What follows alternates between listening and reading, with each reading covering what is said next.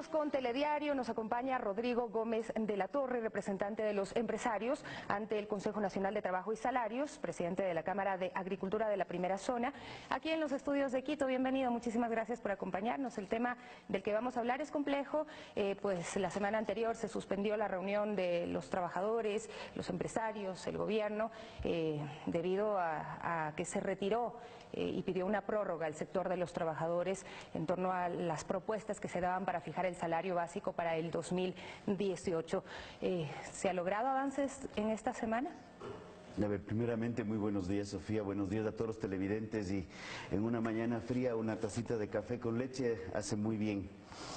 A ver, yo creo que el tema, la semana pasada se planteó la postergación de la reunión por un pedido del sector trabajador.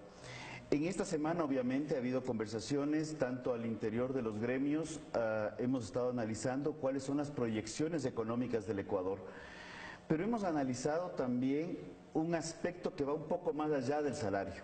Es el hecho de que 6 de cada 10 ecuatorianos no tienen empleo pleno. Es el hecho de que los 4 de cada 10 que tienen empleo pleno, la gran mayoría quiere conservar ese empleo pleno.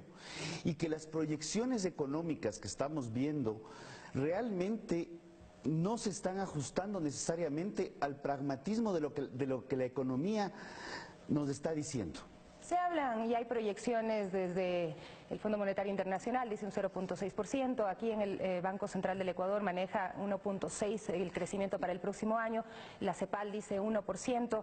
¿Esto es una medida que a ustedes les da certezas de que el próximo año puede ser mejor a los dos últimos? A ver, precisamente acaba de salir el presidente de la Asamblea y nos está planteando la ley que está tratándose en este momento.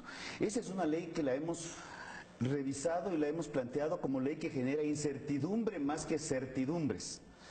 El hecho de que el mismo equipo económico que estuvo presente durante los 10 años del gobierno pasado sea el equipo económico que está presente ahora, genera más preguntas que respuestas.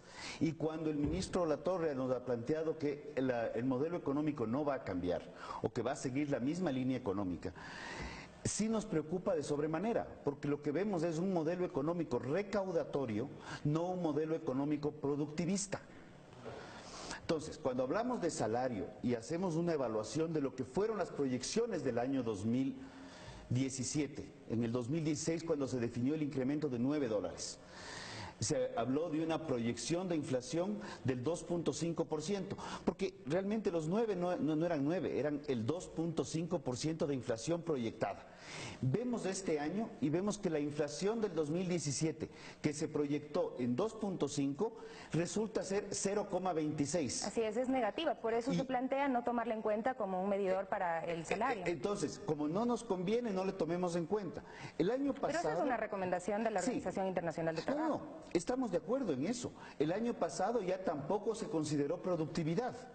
Lo que las empresas requieren es productividad para poder crecer. Cuando una empresa crece, una empresa genera más empleo, genera utilidades, y el Ecuador es uno de los pocos países del mundo donde, salvo por ciertos sectores puntuales que el gobierno pasado les quitó las utilidades se distribuyen entre los trabajadores, cuando hay utilidades, obviamente, pero para eso necesitas crecer. Esta decisión del 2.5 vemos que está 10 veces menos. Luego hemos visto que las cifras de empleo inadecuado de 2.700.000 hemos incrementado a 2.640.000. Aproximadamente 900.000 personas más están en las filas del empleo inadecuado. Entonces, lo que hemos planteado es: protejamos el empleo de esos 4 de cada 10 ecuatorianos que lo tienen, y qué bueno que lo tengan. Y ayudemos a esas empresas para que puedan crecer, y que el trabajo fundamental sea que esos 6 de cada 10 ecuatorianos que no tienen empleo pleno puedan incorporarse al empleo pleno.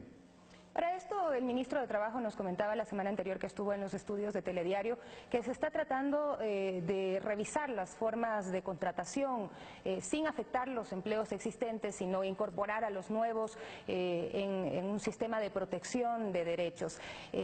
¿Cuáles serían los mecanismos? A ver, este tipo de contratos los hemos estado analizando, nos lo entregaron hace una semana, justamente cuando se dio la prórroga. Y lo que vemos es que muchos se están ajustando a la realidad. ¿Qué sucede? Y le voy a hablar de dos sectores puntualmente. El caso turismo requiere empleos puntuales por ciertos eventos o requiere para ciertas gestiones específicas. Entonces, que el empresario turístico pueda contratar a la gente sin tener que tener un matrimonio permanente cuando el tiempo de labores es puntual y es ocasional, sin previsibilidad. O sea, yo no puedo saber cuántos matrimonios o cuántos eventos me van a contratar para el mes que viene. Puedo programar uno que otro, pero de pronto llega una empresa que me dice necesito que me ayude con un evento puntual para tal día. ¿Esto no genera incertidumbre en el trabajador, en la persona que tiene que llevar el pan todos los días a sus hogares? Se están buscando mecanismos justamente para darle certidumbre a ambos lados, porque cuando hablamos de derechos, tenemos que hablar de derechos que conllevan obligaciones a los dos lados y que hay un equilibrio. En el caso del agro es un tema bastante complejo porque se trabaja con animales y plantas. Las plantas, quienes tenemos plantas en la casa o quienes... hay que regarles. Si un día sábado o un viernes y si hizo mucho sol, el domingo pues uno le tiene que poner un poco de agüita a la planta porque si no el lunes amanece marchita. Imagínese eso en la planta ornamental cuando es una planta productiva. Y de eso genera empleo y de eso genera alimentos muchas veces o genera agroexportaciones.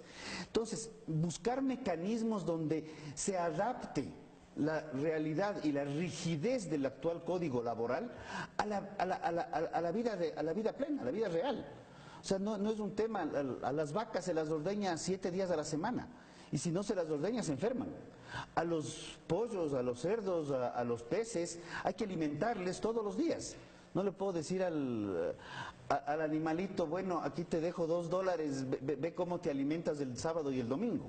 Sin embargo, el trabajador también tiene sus circunstancias personales y no está tampoco dispuesto solamente a trabajar para enriquecer al dueño de la empresa. Es que eso también tiene un costo. Eso también tiene otro tipo de beneficios. Entonces, lo que se está planteando dentro de los empleadores y dentro de los trabajadores es llegar a un acuerdo con modalidades contractuales que tengan un ajuste hacia la vida real.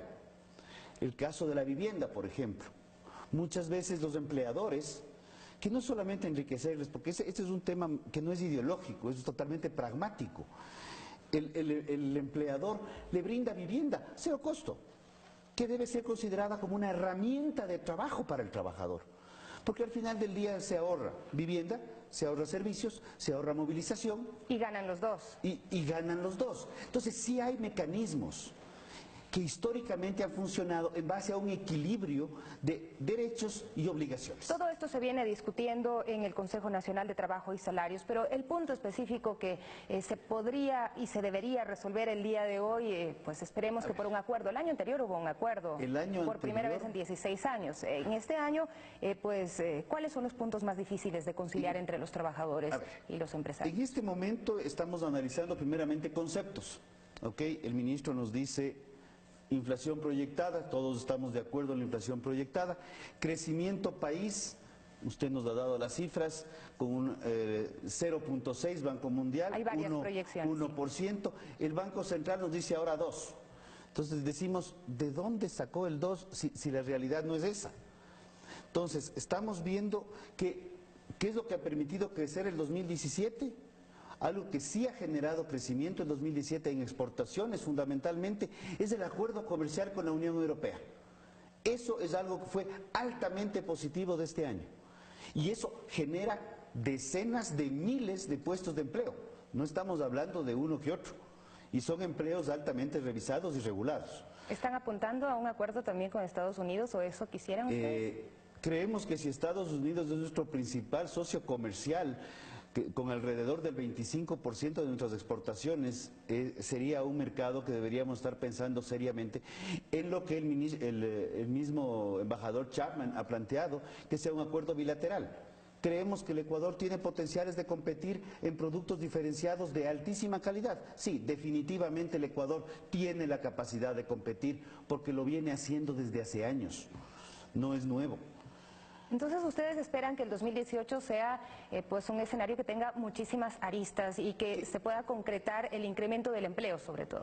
Creemos que el 2018 debe ser un año en que ya se modifique un poco las políticas del pasado para políticas más productivistas y políticas que permitan generar más empleo. Con respecto a lo que estábamos discutiendo previamente, inflación proyectada es uno de los rubros, crecimiento país es otro de los rubros, diferencia de la brecha en la canasta básica. La brecha en este momento, de acuerdo a los datos que nos da el INE, que no son datos que hacen ni los trabajadores ni los empleadores, nos dice que es 6.31. Estamos dialogando en varias formas, estamos viendo qué herramientas podemos tener. El día de hoy hemos conversado al interior, a ambos lados, digámoslo así. Nos sentaremos nuevamente a partir de las 10 de la mañana y esperamos que, como se dice, que salga humo blanco el día de hoy, porque el beneficio de que salga humo blanco no es un beneficio para los trabajadores o los empleadores, es un beneficio para el país. No, aquí no es un país que se divide en dos partes o en dos sectores. El ministro del Trabajo ha dicho, no son los 3.50 de pronto, no son los 3.50 que piden los empleadores, los empresarios, no son los 25 que piden los trabajadores, podría ser 10 u 11 dólares según la propuesta del gobierno. ¿Qué implicaciones tiene que sea el gobierno el que deba fijar el alza de salario? El año anterior, cuando se dio el acuerdo, tuvimos la responsabilidad de lo que se decidió, tenía que ver entre lo que se fijó entre trabajadores y empleadores. En este momento hay que pensar seriamente que hay una responsabilidad hacia el país sobre qué decisión se tome. Una decisión correcta permitirá crear más empleo, una decisión errada generaría problemas. Creemos que no es solamente discutir un valor, creemos que es un menú de cosas, es una serie de temas que generan empleo, confianza, productividad, los mismos contratos laborales que deben ser analizados, y creemos que por ahí vamos a ir. Veamos, confiamos, y esto lo digo, las últimas conversaciones las hemos mantenido anoche, confiamos que hoy día podamos llegar a un acuerdo que tenga más carácter de lo técnico, sustentado en cifras técnicas y no en cifras políticas, porque las decisiones políticas usualmente nos han llevado a cometer errores en la economía que nos han generado más bien problemas en el tiempo. ¿El gobierno podría mediar ofreciéndoles algún tipo de incentivo por la contratación de personal o por mantener el empleo? Eso justamente es lo que vamos a discutir el día de hoy. ¿Qué tipo de incentivos podría ser que les complacería a ustedes que el gobierno les presente? Temas importantes son contratos laborales adaptados a la vida real y no a un papel desde un escritorio. En el caso de, por ejemplo, el caso de pesca. Caso de pesca, alguien que sale en la faena de pesca y salen durante una semana, 2 semanas a pescar. No es que puedes regresar todos los días a la casa o trabajar 8 horas diarias timbrando tarjeta. Son condiciones diferentes. ¿No están contempladas actualmente? Algunas sí, otras no. Entonces, ese tipo de modalidades están creándose. El caso del turismo, el caso del empleo agropecuario, cuando se cosecha, por ejemplo, hay un caso de una fruta en Puntual. 2 días de sol necesita ser cosechada porque el nivel de azúcar de la fruta sube y si no se la cosecha en ese momento se puede perder la cosecha, se pierde la fruta porque se pasa. Y es un tema que tiene que ver con factores climáticos.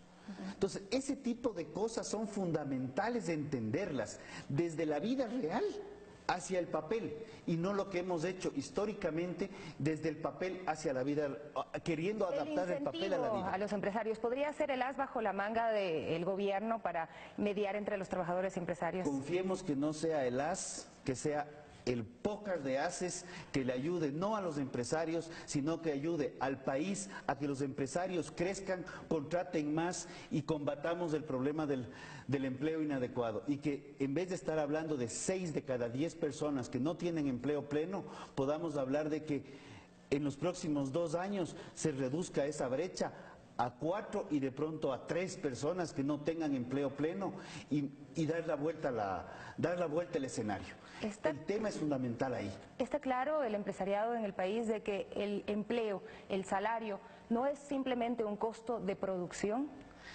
A ver, estamos claros en que no es, entre comillas, simplemente.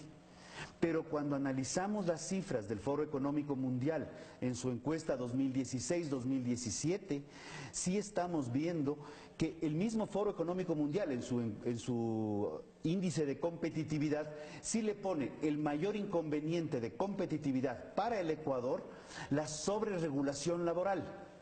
Entonces, no es un tema de salario, es un tema del conglomerado de decisiones que se han tomado en materia laboral y las sobreregulaciones laborales que hay, que si bien se dice desde el papel que son en defensa de los trabajadores, muchas veces la sobrerigidez laboral lo que hace es frenar la contratación. Pero los empresarios se preguntan si el salario cubre las necesidades básicas de los trabajadores y les alcanza. Cuando las empresas crecen, el salario básico es lo que menos preocupa porque están muy por sobre este salario básico. Bueno, el día de hoy entonces habrá que esperar definiciones. A las 10 de la mañana empieza la reunión.